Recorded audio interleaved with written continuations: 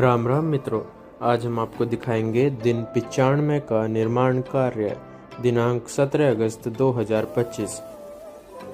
Shuttering का कार्य पूरा किया गया। इस वीडियो में आप देख सकते हैं कि शटरिंग का कार्य पूरा हो चुका है। अब अंतिम टच दिया जा रहा है। सभी प्लाई को एक समान ऊंचाई पर लाया गया। धन्यवाद।